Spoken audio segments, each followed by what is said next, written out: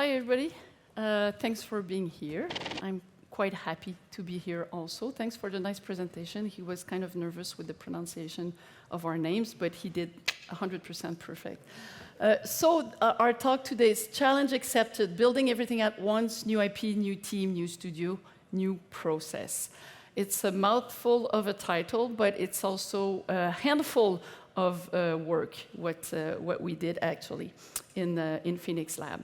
So for the context, yes, it's a new everything that we had to build together all at once.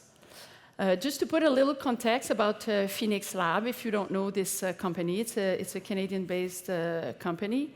Head studio is in Vancouver. It released Dauntless in 2019. There's right now over 30 million players. It's quite big. If you don't know the game, try it out. It's a free-to-play on most platforms. But then if I go a little bit more in detail of what happened and how fast the growth went and the challenges that we had to figure out in the studio in Montreal. So there's that journey from 2014 up to 2020 where Phoenix Lab joins forces with a publisher from Singapore named Garena. And then an expansion started. So there was the foundation of other studios outside of the Vancouver Phoenix Lab. There's one in LA, there's one in San Mateo, and a third one in Montreal that was opening in 2020. And Seb and I started working for Phoenix Lab Montreal in early 2021, when really the studio, I think I'm employee number 4 or 5, something like that. So it was really, really early on. And now we're in 2022, and we're gonna bring you into this journey that we live in, how we did this of building the studio, the team, building an IP, the game, and everything that goes along with it. Hello, I'm Sebastien. So to continue the talk, the challenge to build a studio in Canada is the fact that there's a lot of studios. So the pool of talent is very big, especially in Quebec. So you can see with those statistics, like there's almost 300 studios just in Quebec. So it's a rapid growth, but the competition is also super high. And it's the same through the entire space of the Canada. So this is the type of ecosystem we are jumping in with Phoenix Lab Montreal. And thanks to the COVID also, now with the process being more flexible and people being able to work remote, we have access to talent through the entire North America, mostly, and also a bit in Europe, but all the company does that. So we also have to adapt ourselves and change also our requirement, our process to work. So in this context, especially in Montreal, because we have a huge pool of talents, the main question was now how to hire people, but who we are going to hire. Because making this type of studio is a bit of a special journey where you will face different type of challenges compared to if you only work on a big production.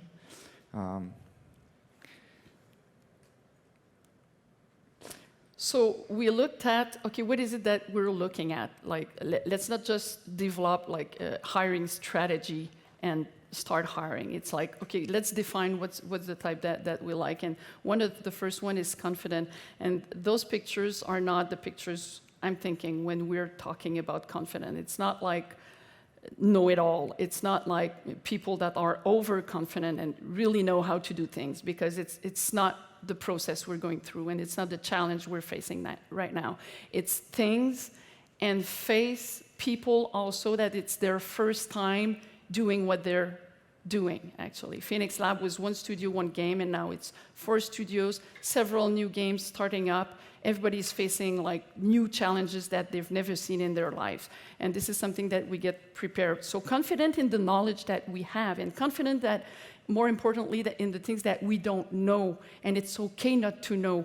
So, and it's really more in the attitude about being confident and not being overly insecure and wanting to protect the things that you know and you want to stick to it. It's confident enough so you're willing actually to jump in the air and say let's try it out. And the second important aspect is being cooperative. So The first thing we mean by that is simply being enthusiastic. It's a very uncertain field or environment because the plan can change a lot as the company is growing fast. So yeah, this is a very big important aspect that we check with new team member and that we are really obvious about that. The second aspect is willing to try, so we make sure to integrate new team members that are not afraid to be hands-on, to jump right in the engine and find solution by themselves, not waiting for the entire task to be defined. And okay, I don't know if you had something else. No, okay. And one other thing also that was really important to consider, because again, like Seb explained at the beginning, there's a lot of competition in the video game industry everywhere, in Montreal also. So there's the opportunity hiring that you can have, oh, I know this person, and this person might be interested in joining you, but maybe the timing is not important, and it's really key to understand that this is something when to make a new member on the team. So we also based ourselves on what is the experiences that we liked previously in other game company, and what is it that we don't like and we don't want to reproduce, and this is important. And this is something that we really voiced out also in all the interviews that we did with people that we wanted to be part of the team. It's really to be bold about we don't want to work this way, we want to work that way, and what do you think of that? Or then let them talk about their ways and to see if it fits. Because adding a new team member, there's new questions that are being raised, and new questions on all the levels. The processes about the company, the game itself, any little feature, the way who decides what, who has the final words on that, it's everything. There's multiple layers in adding a new member on the team, and which is great because it helps developing a new perspective. Like any new individual add also their own background and their own diversity of perspective. So the impact is really wide of any new member on the team. Like what we were looking for, it's more like a Swiss knife soldier, especially at the beginning, because we really want to work and de-risk in prototyping early. So it's really no ultra specialist at the beginning, because it's not what we're trying to tackle at first when we start a new game and a new IP. It's a new job representative or discipline representative, actually.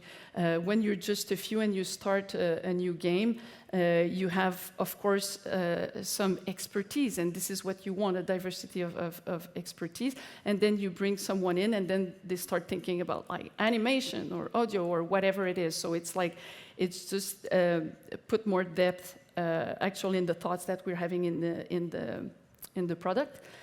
It's also a new team ambassador, because we're defining, when we start a new studio and a new team on a new game, you're defining the culture of not only the production itself, but also the studio and then the company. And this is also an extra role that those people are taking, actually, when they're joining an early stage studio. And it's a new social node, which is really important. Again, this is another factor always to consider when you build a team. You don't necessarily want to have 100% introvert or 100% extrovert. You want to have that balance, and this is the sociability also that you bring, a new kind of sociability that you bring into the team at every team member that joins the team.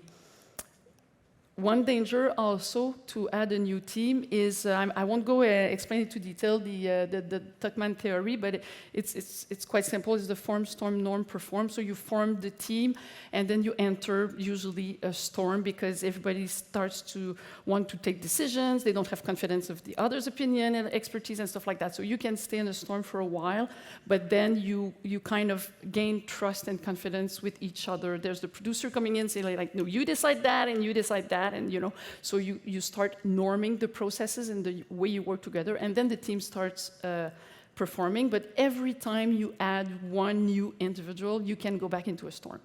And that doesn't mean it has to be this way, but it could. And this is something that you have to know. And the more you can solve rapidly those storms, the better it is, of course, because you can access performing sooner. So another important aspect is learning to behave as a leader in this type of environment. So you start by being exemplary with the culture you want to set. So for example, as we mentioned before, if we want individual that jump directly in the action, then we expect all the leaders to behave the same. We expect the leader to anticipate the crisis. So exactly as Anne mentioned, like, you know, when a new team member join in, like some new crisis could happen. So as a leader, we try to imagine scenario or anticipate like the way we could avoid those crises. And the last one is to refine the team's goal, because as a leader, it's you that set up the goals that will make your team successful or not. Like setting up goals that would be too difficult and your team will fail. Setting goals that are too easy, then there won't be any challenge and any feeling of, oh, we want something, and we start to become a team. One process also we put in place is to discuss about the game. We early introduce in the discussion how to map our player motivation about the product we are trying to build. And that helps to focus the discussion and showcase the multiple facets of the product we are trying to build. Because otherwise, people might try to lock it down to a simple game jar where your product might be a hybrid of multiple one, or maybe you want to take this aspect of this game mixed with this other one. So at least we have a vocabulary to interface with marketing and upper management. And it gives a frame also to the team to exchange on those aspects of the game. And maybe, I don't remember if we're going to say it later, and it also removes a bit the personal taste, actually, saying like, oh, I really want to do that. And it's like, yeah, but, you know, it doesn't fit. Well, it's not the focus. It doesn't mean that we won't do it ever, or it's not interesting or whatnot. It's just that right now it's not the focus. We have to nail certain things down to solidify the game, and then after that you can open a little bit more the doors to other topics. Okay, it went really fast. So a nice SWOT. So anybody doing a little business know about this. So this is kind of very high level, some risk and strength about like, okay, you're going to join a new adventure. So what is exciting? What's the strength? Well, it's quite easy, especially when you address like most senior people or lead position, like saying we're starting a new thing, you know, it's a new IP, it's a new game, and we have some freedom on the processes and the way we want to make it happen. So it's really tempting for a lot of senior people to work this way.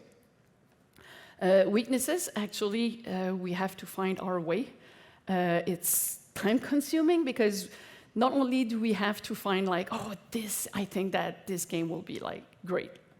Just having a vague idea of what this game is already a challenge, but then having to do all the process at the same time and build a team, like that's a lot of noise.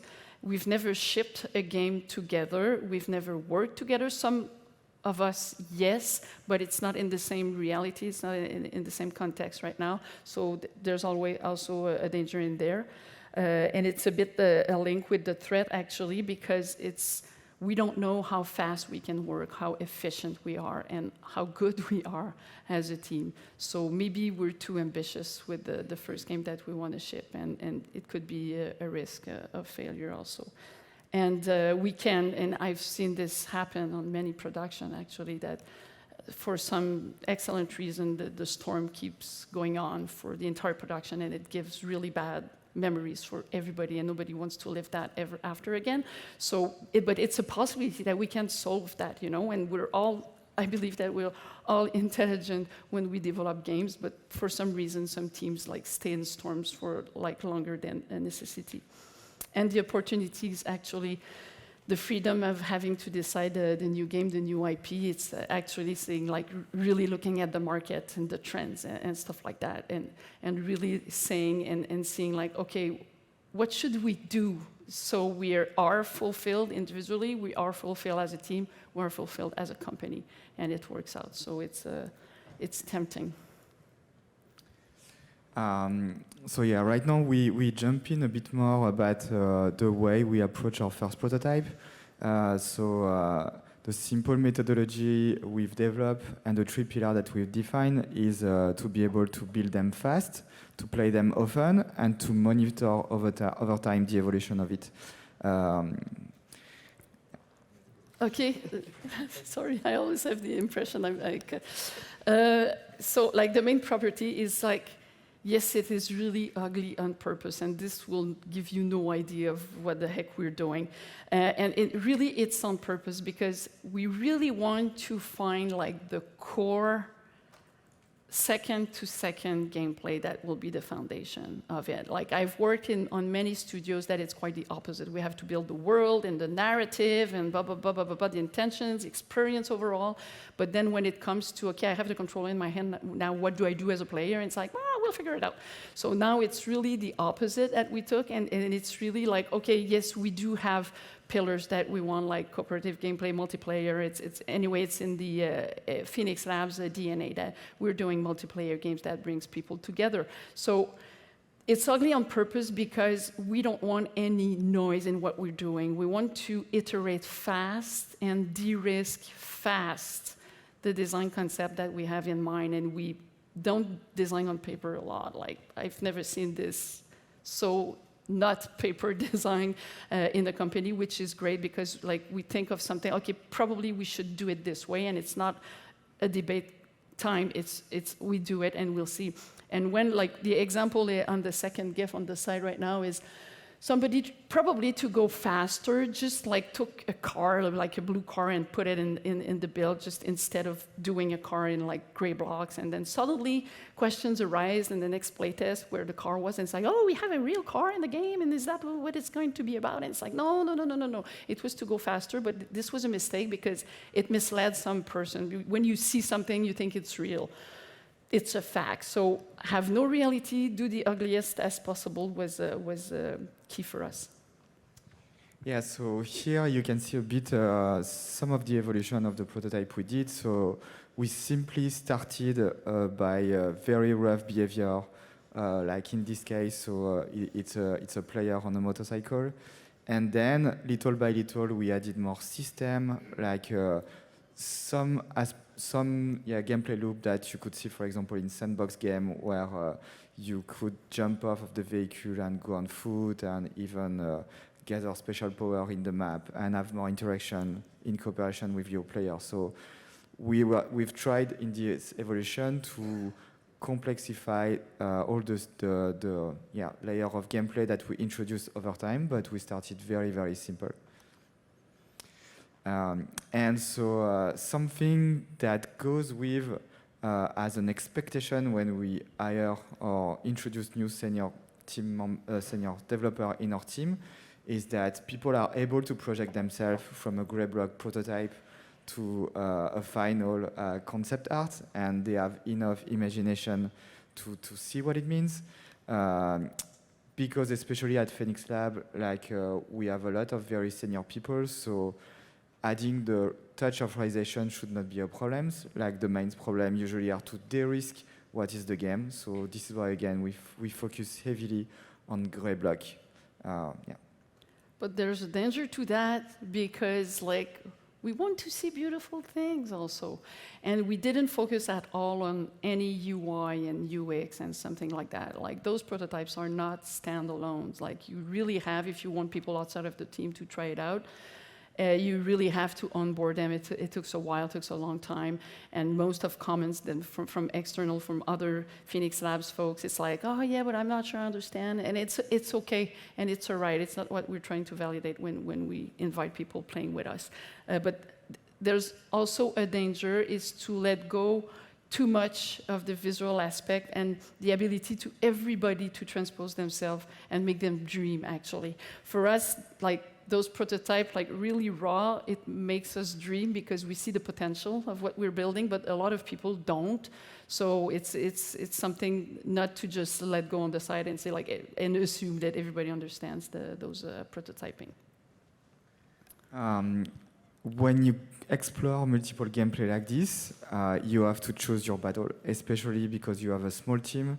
So for some aspects, never hesitate to fully reverse engineer a system that exists on the market, especially that's going to help to increase faster the knowledge of your team because not everybody has touched any type of system. So in our case, for example, we had a gameplay very similar to other games like in Halo or Destiny. So we really reverse engineer fully the aim assist system of Halo and the behavior of the pod vehicle in Destiny 2. And again, when we set up that frame as leader, like we basically help the team to choose those benchmarks, but then it's easy to guide the team and to increase the quality on those features. And also, there's always some features that triggers a lot of debate amongst the team. This happens all the time, and again, and it's a mix of everything, of past experience, of personal tastes, of player tastes, and things like that. And it also tells us that, okay, well, those topics, we cannot just shrug them. Like, if it provokes a lot of debates in the team, it's because it's an important feature.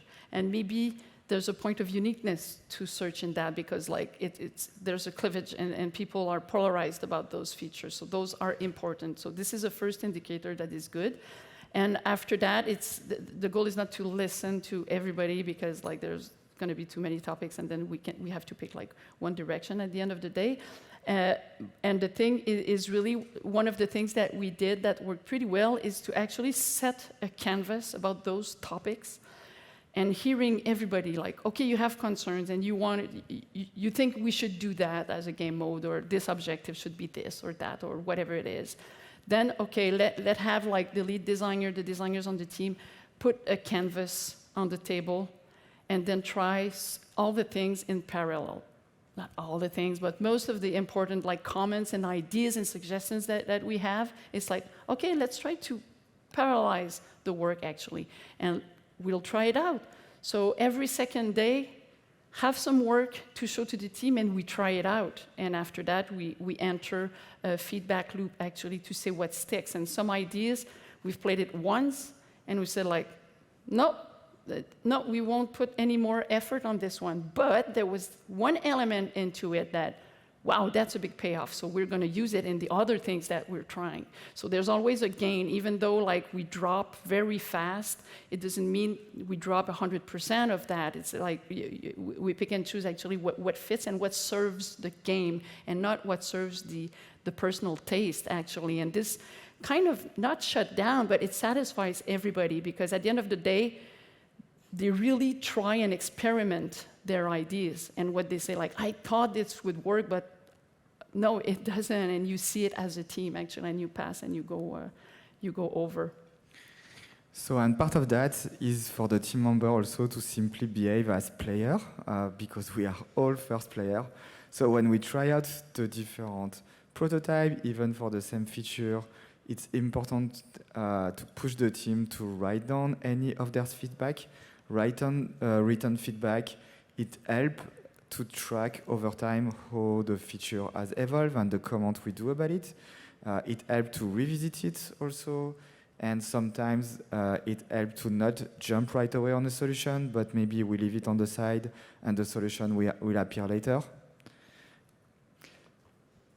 And yeah, this is the tracking of the feedback over time because it's really important to keep the data because we're doing a lot of things in parallel at the same time. So it's really important to see the evolution of each of those. And because later on, like very often, like a year after, it's like somebody comes up, hey, I had this idea, I think it's gonna be blah, blah, blah, blah. And then it tells me something, but then we can go back on that mirror board and we keep the data, we keep this information saying like, oh, this is why we dropped it. Like everybody forgot why we dropped it. And it's like, oh no, there was a wall, like we couldn't solve that and it was too complex or whatever the reason. But then we keep track and we remember actually why we did that. And so about the discussion that the team members have about the game, because we work on multiplayer game, we heavily focus on a concept that we would call the dynamics that are created by the player. And so this way we are pushing the team to move away from using vocabulary of just, is it fun or is it cool? Like we ask them really to analyze the idea or the mechanic they've injected, what are the dynamics that they've created. And so that create a frame also that increase the quality around the exchange that the team member could have about defining the product.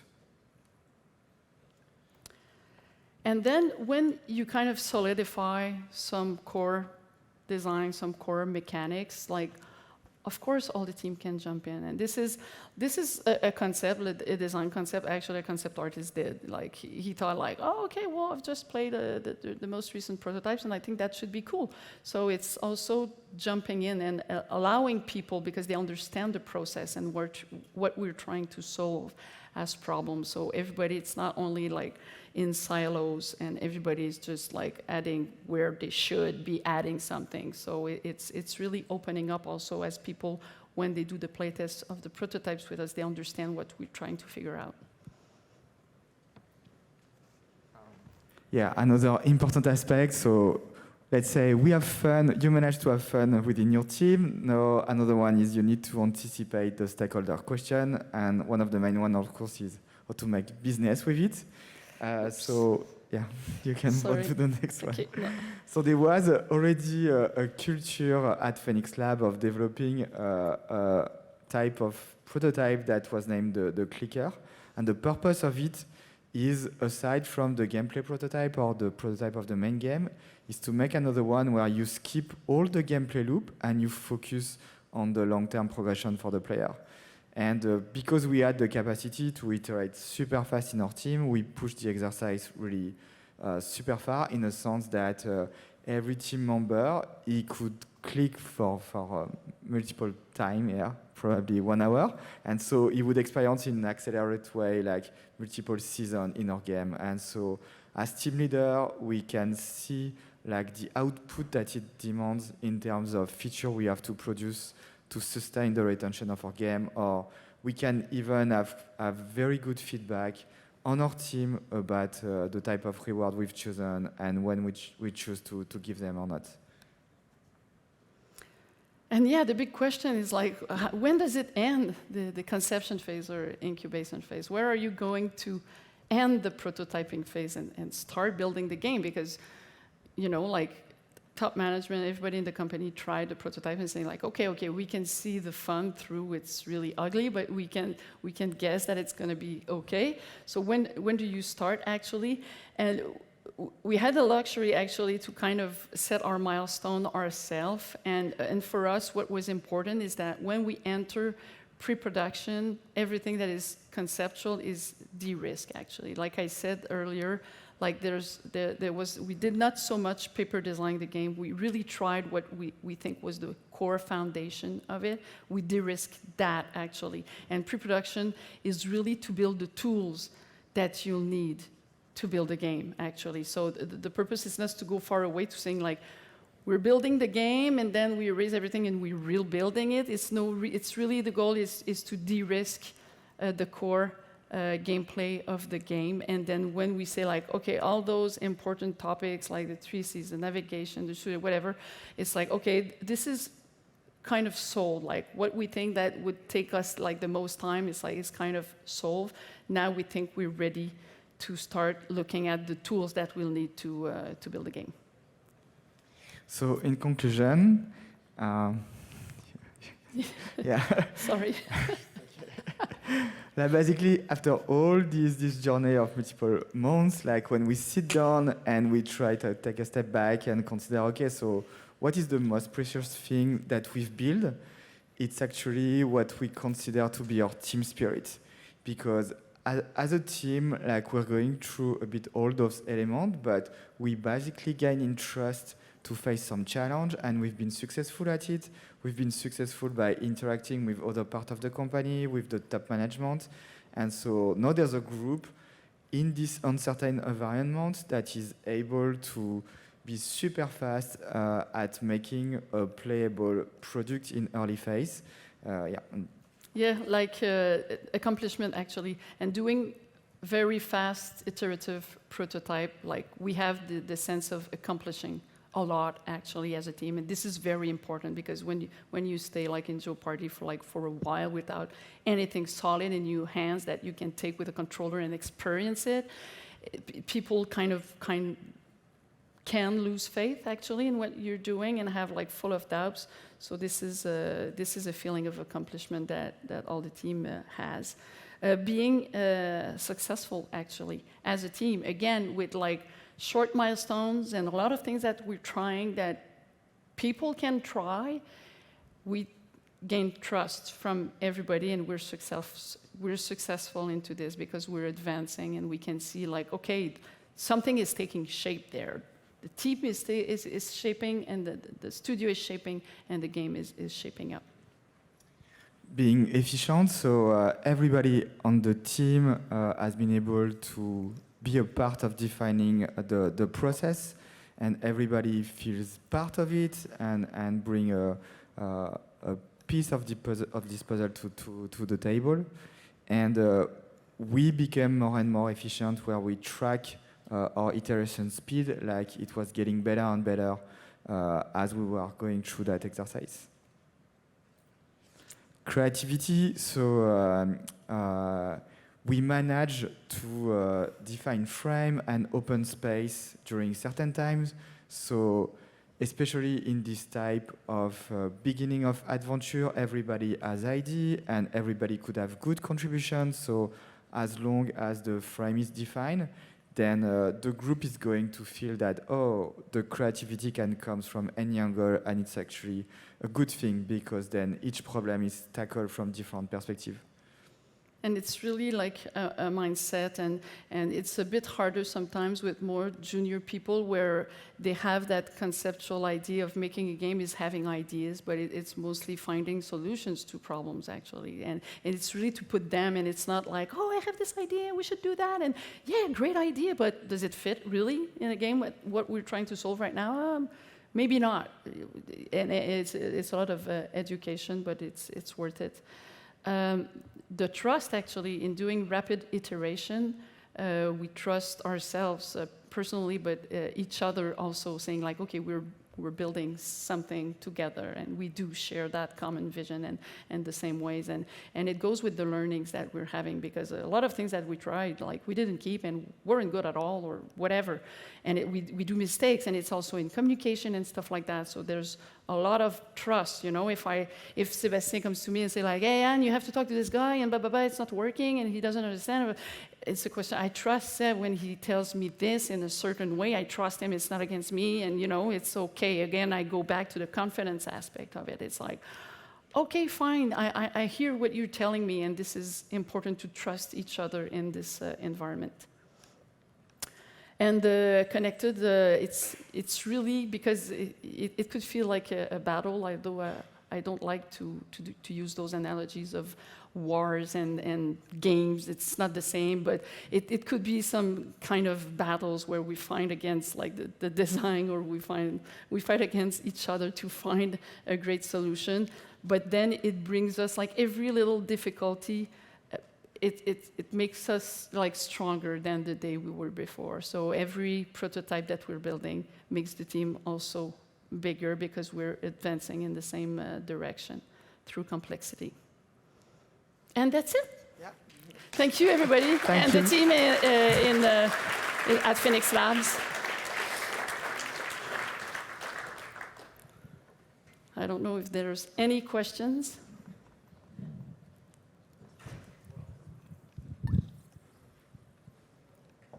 Do Right we over have there. any questions? Oh, over there. Nice. Hello, this might be a little weird question maybe, but I think it might be worth asking. So when we talk about making a studio to build a game, obviously at some point we will need to make the decision to keep it private or public. So obviously if we go public, then we could gain another, side of influence which we might not want, because that could interfere with our decision making and overall game direction. I think this is, I'd like to hear like your thoughts, and maybe it depends on the situation. Thank you. But it's my own personal talk. Obviously, I won't talk for everybody at Phoenix Lab, but even for my past experience, there's always changes. And right now, in the context of Phoenix Lab, what I explained at the beginning, like it was one studio, one game, and now we're 4 studios, several games starting out and stuff like that. Of course, there's going to be change, and you have to be ready for that. If you want to set things and stick to it, maybe you just quit the game industry, because it doesn't last so long. And I really believe in team empowerment, and we have the chance at Phoenix Lab that we had a lot of liberty regarding this actually, and it's the mentality and the culture at Phoenix Lab actually. It's like we're really working together, and what's best as a process, and with the different creative directors and designers and producers that we meet very often, saying like, hey, we're starting doing this, what about this? Do you think it would fit your team and stuff like that? So we exchange a lot and we build those teams.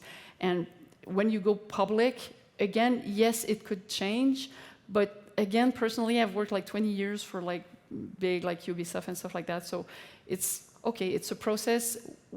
And usually those processes are implemented not really to just control what the game is doing, but what's the outcome and the level of confidence that a team will be able to ship something. And this is on us. If they want to see this thing or that thing, then okay, let's align and let's talk about it. And what is your need and what is our need, and let's try to focus on that together. Maybe the first public we show it is the other team, actually, because we are multiple studios, and so there's a culture in the company to play each other game. Like there's even some bit during the year where we make some special build, so other team have access to it, or we make tournament about the game we make. So this is kind of our first extended public beyond the team.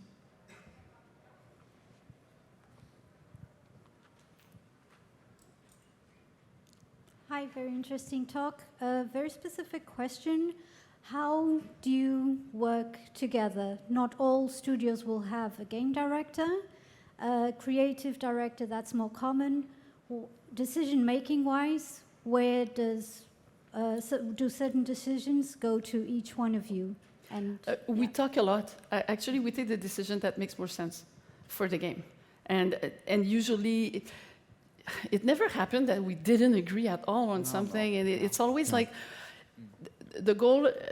On my part, after that, of course, you're welcome to talk. But on my part, the most important thing is to understand each other. What's the goal? What are you looking for exactly? And this is where I bring more like this is the kind of experience that I really would like to grab, And then we play a lot of games and we have some comparisons. He shows me stuff, I show him stuff and stuff. So and to make sure that we really understand what's really the player experience that I would like this product to be and to give to players. And my job is really to exchange with Seb and saying like, okay, game design wise, make this happen. And then he's like, okay, I think I know how to do that. And of course, if he doesn't agree from the start, then we discuss. But all the pitches and the pitch, the ID process, even before incubation, we do it together, and this is common sense. Like, should we do this? When we think gameplay-wise, we think business, marketing, and stuff like that. And it takes several weeks, and then we kind of align right from the start and it's crystal clear what we want to aim. And I would add, and we don't proceed with our taste. Like this is something that you learn, especially in this type of studio. Like you need to move away from that. Like as leader, we are here to help the team and set be exemplary on again like how to behave, like how to jump in the engine right away, like setting up the team ritual. So yeah, this is basically that. So most of the time we are just dealing with problems, and like all the micro solutions, they don't come from us, like they come from people in the team, that find the right solution. Hi. Hi. When you're sort of simultaneously developing like new IP, new worlds and characters, and new game design, new gameplay loops, how do those things those two processes coexist, and does one drive the other, or is it different project to project? Or? It's in parallel, actually. Again, it's who's the team members and what their contribution could be, but it's in parallel. And the team is well designed. I could say we designed it well, because like where Sebastien is really, really strong in game design, my strength is more into narrative. So of course, like when we set the first canvas of what kind of experience we would want to build, then it's more like, okay, take care more into details of the design and stuff like that, and I'll take a little bit more attention to the world building, the narratives and stuff like that. But again, there's a complexity in that, because people, when we play the prototypes and you have like part of our team and stuff like that, VFX artists, tech artists and stuff like that, of course they see it. We already see the fun in playing those ugly prototypes, and they said like, okay, I'm gonna add this, and it's nice, it's gonna take me just one day. So they want to add, and of course they want to build also the game, but it's not the game we're trying. It's really like more the core design that we're trying to do. So it's to focus them on something else. There's always some benchmark maps that we can do, and there's a lot of things to do actually, and not already start building the game itself. It's too soon, so yeah. It's also a challenge.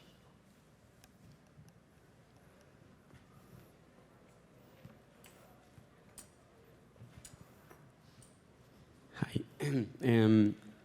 At the beginning, you spoke about hiring your first talents, and my question is, how did you decide what is the right seniority or the seniority balance that you want in your first step of the studio? At the start it was a bit guidelines of the company, because we created a new studio inside a company that exists, so they had already a culture around that, and we had to adapt. So we had to follow these main guidelines, and the seniority in this studio is super high. Basically, in the ecosystem of Montreal, usually the team are really crazy big, like 300 people or 500 people. And the promise of the studio was to do teams at more human size, but with more senior people, but to try to have the same output. And then, depending on the candidacy we receive, then we adapt ourselves. Okay, thank you. Oh, there's another one over there. Sneaky. In this whole process, was there anything especially challenging or difficult, and are there still aspects that you find difficult? But setting up, it's demanding. Although we had mostly senior people, is to really put some entrepreneurship into everyone was a thing, because like, okay, we're starting a new game, a new IP, we're starting working together in this company, and we can help align the processes throughout the entire company. And people often, even if people are always asking for more freedom in their work, I think it's not true. They really like when you tell them what to do and for when. When they don't have a date, it's like, I don't know, they're uncomfortable. It's like, it's quicksand. Conception is quicksand, because we're looking for something that we don't know precisely.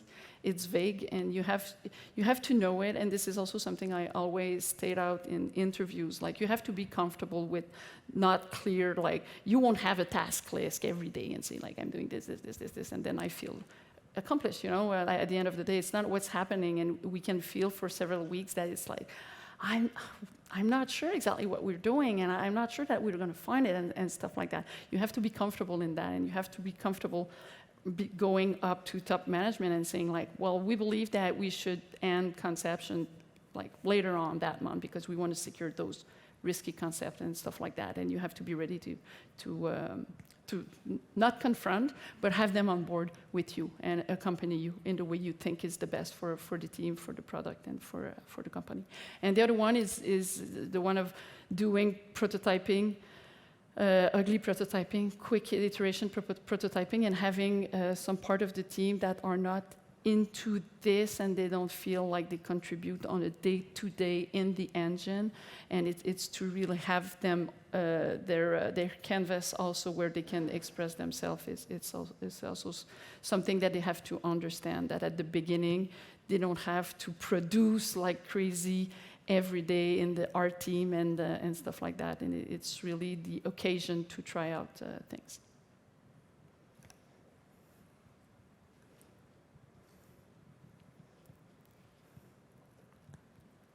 There's someone in the middle.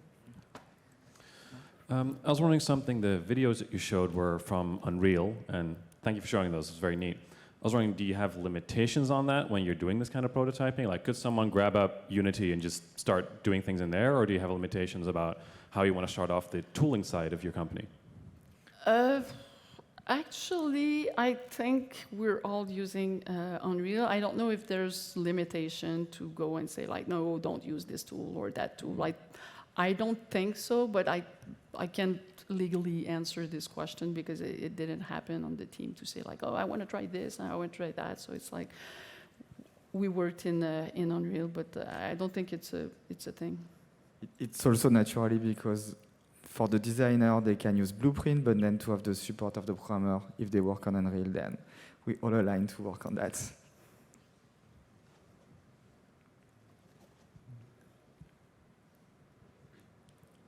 Yeah, hi. Maybe I missed the point, but you explained that there are lots of other game companies in your area, and then you jumped into, so we have plenty of talents available. I'm working in Berlin, and I have the direct opposite. Like, there's plenty of companies, and they're taking away all my talents. So how did you get from all this, from all this competition to having all this talent available? How did we manage? I just realized that we were supposed to repeat the question, and I forgot. I'm sorry.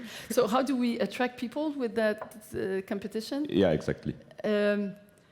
But like I said a little bit, it's the hiring strategy that it's not a strategy. It's really more to target people, and we're still at the beginning of it. So we don't need like 500 like in several months because like production starts right away and stuff like that.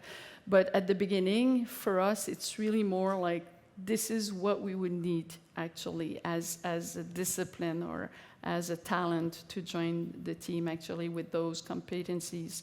And this is where we start, and really, it's really personalized, if I could say, because it's not only like we're looking for a 3D programmer or system designer or stuff like that. It's really like, okay, within the team, I think we really need that kind of profile, but it's not only like 3C designers that we need. It's a designer that is really strong on 3Cs, but who is willing also to jump on other topics and other kind of things, and then it's really a question of targeting the right people and really talking to everybody we know in each studio. Hey, do you know this profile? Do you know somebody that would fit that role and would be interested? And then we contact directly.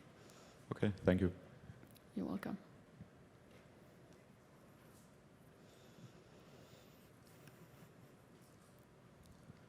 Kind of going into that, you also mentioned that you reverse engineered a lot of mechanics, like for example the aim assist and the sparrows. Do you ever have contact with the people that actually built that to like, hey, we can't figure out what you did, can you give us some hints? Or is that not really a thing? It's not to that extent. We could with the connection we have, but not to that extent.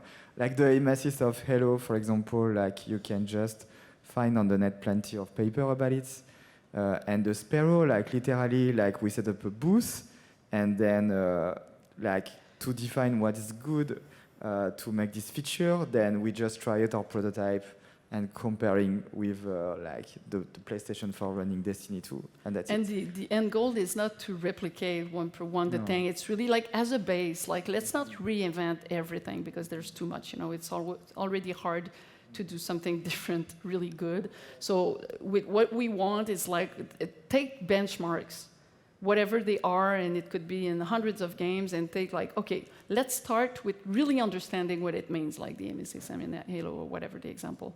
And then from there, then we can change it, make it evolve, or cut it, whatever. But it's already like a solved problem design-wise, so take this as a base, basically. Thanks.